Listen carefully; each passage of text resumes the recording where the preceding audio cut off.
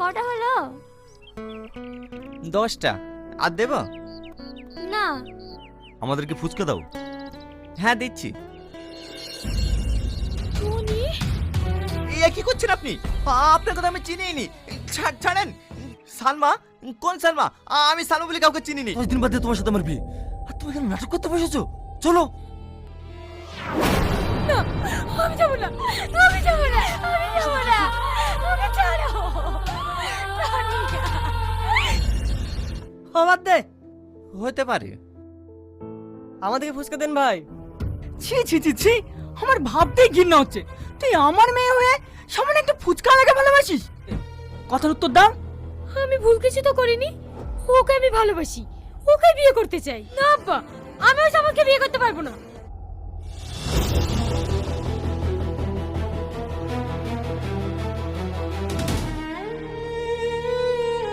দিদি খাবার নিয়ে এসেছে, খেয়ে নাও। আমি মরতে চাই। এটা দেখি সত্য? এটা কি টনিদের বাড়ি? হ্যাঁ, কিন্তু তোমাকে তো ঠিক চিনতে পারলাম না মা। একটু ডাকেন না আন্টি। বাবু একটু বাইরে আয় তো, একটা মেয়ে তোর খোঁজ করছে। আচ্ছা, আপনার মাথায় সর্দার কি কাটা? সেদিন আসতে উল্টোপাল্টা কথা বলছিলেন, আজকে আমার বাড়িতে চলে এসেছেন। সত্যি আমাকে চিনতে পারছো না টনি? আবার সে চিনতে পারছো না। কিন্তু তুমি আমার ভালোবাসা অস্বীকার করো না প্লিজ। তোমাকে না পেলে আমি বাঁচবো না। না না, আমি বাড়ি যাবো না। আমি বাড়ি গেলে আমার আব্বু জোর করে অন্য ছেলের সাথে বিয়ে দিয়ে দেবে। মেয়েটাকে আর বকিসনি, মন ভালো হলে ঠিক চলে যাবে। থাকতে দিলে তো তুই থাকবি, অসভ্য মেয়ে। কাল তোমার বিয়ে, তুমি এখানে পালিয়ে এসে আমার কাছে পার পেয়ে যাবে। আমি যাবো না টনি। তুমি আমাকে সত্যি চিনতে পারছো না, কিন্তু তোমাকে একদিন আমার ভালোবাসার জন্য পৌঁছতে হবে, পৌঁছতেই হবে। কি ব্যাপার টনি, তোদের বাড়িতে সালমা এসেছিল? আর উড়াই বা কারা ওভাবে টানতে টানতে লিগালো? কি আবার বল বকছি? তুই কি ওই মেয়েটার মধ্যে পাগল হয়ে গেলি নাকি? মনে করি দেখ, আমি তুই যখন 3 বছর আগে কলকাতায় কাজে গেছিল না, তখন এই সালমার সাথে তোর পরিচয় হয়। থাক ভাই, ডাকতে হবে না, এর বড় লোক মানুষ, কিছু বলতে রে। চ। হ্যাঁ বলুন, কিছু বলছেন? আমি তো এখানকার হসপিটাল চিনিনি, তাই আপনাদের বাড়িতে এসেছি। আপনাদের বাড়িতে ব্যান্ডেজ আছে? ব্যান্ডেজ করে দিয়েছি, আর রক্ত বেরোবে না। আপনার মনে কোনো অহংকার নাই। আপনিও অনেক ভালো। আপনাকে দেখেই বোঝা যাচ্ছিল যে আপনি আপনার বন্ধুর জন্য কতটা কষ্ট পাচ্ছিলেন। আসলে ওরা দুজন জব করে তো, রাতের বেলা ফিরবে। ও, আমরা এখন যাই। এই চ। দাঁড়ান।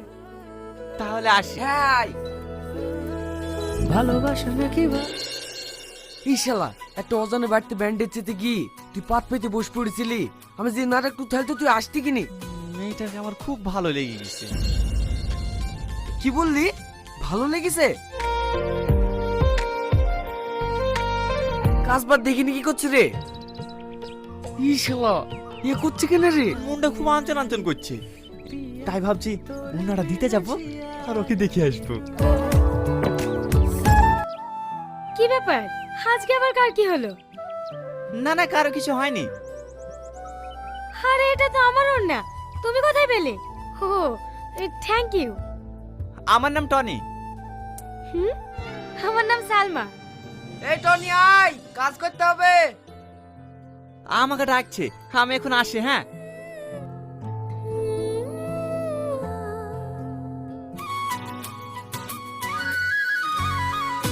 এতে কি আছে?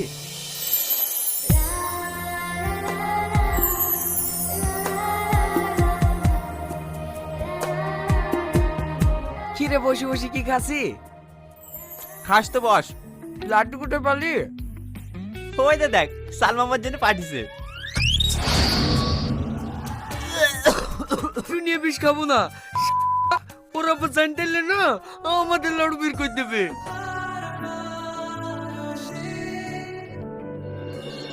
সে ছেলেটা ছাদ থেকে পড়ে গিয়েছে, তার অবস্থা খুবই খারাপ। কোন হসপিটালে নিয়ে গিয়েছে? হ্যাঁ জানি, চলো দিদি। তোর মাকে ধর, তোর মায়ের অবস্থা খুবই খারাপ।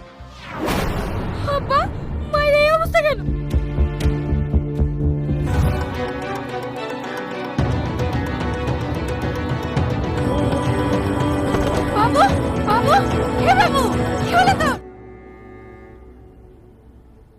তাই ওনাকে ইঞ্জেকশন দেওয়া হয়েছে, কিছুক্ষণ পর জ্ঞান ফিরলে ছেড়ে দেওয়া হবে। সালমা, আমার সব মনে পড়ে গেছে।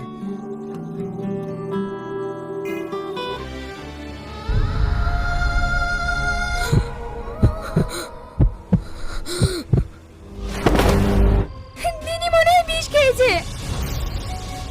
তুই তাড়াতাড়ি গাড়ি বের কর।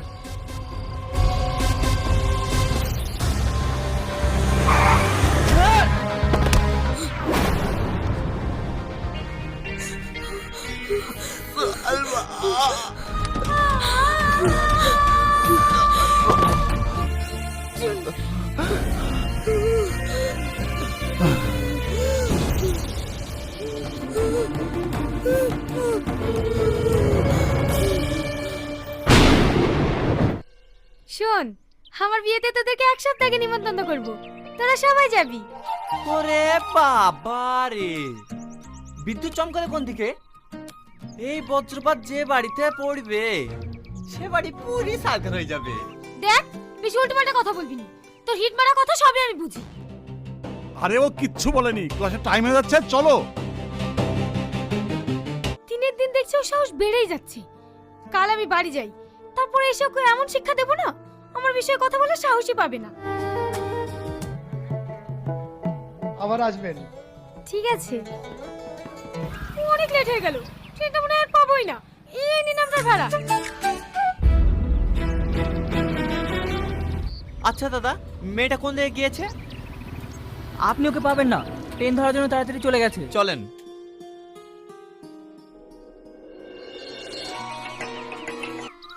হ্যালো, কে বলছেন?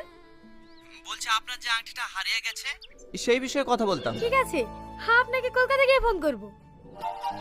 ঘটনা এমনি ঘটে না ও বন্ধুরে, একাতে তালি বাজে না। এই, তুই সবসময় পিছনে লাগিস কেন বলতো? আমি কি তোর পিছনে লাগতে যাই? তুই আমার পেছনে লাগিসনি? সেদিন একটা লুকিয়ে সিগারেট খেয়েছিলাম বলি তুই প্রিন্সিপালকে বলে আমাকে অপমান করিস। কি এমন পেয়েছো? যেদিন তোমার সঙ্গে আমার দেখা হবে সেদিন বলবো। এ অসভ্য কেন আমার সামনে পড়ি? এই মুখ সামনে কথা বলবি, তোর সামনে আমি যাইনি, তুই আমার সামনে আসিস।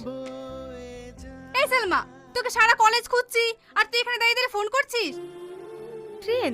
ট্রেন স্টেশনে পৌঁছাবো করছে, যদি কোনো অ্যাক্সিডেন্ট না হয়। আমি কোনো কাজ করি না, আমি একজন স্টুডেন্ট। আমিও তো স্টুডেন্ট। কি বললে? কেজিটি কলেজ? ওই কলেজে তো আমিও পড়ি। কি তুমি সত্যি বলছো? আমার অ্যান্ড্রয়েড সেট নেই, আমি একটা ছোট মোবাইল ব্যবহার করি। ও ঠিক আছে, কাল 10টায় কলেজের ছাদের উপরে আমি থাকবো, তোমার সাথে আমার ওখানেই দেখা হবে। আমার ফোনও সুইচ অফ, তাহলে কি ও আমার সঙ্গে এতদিন ধরে নাটক করলো?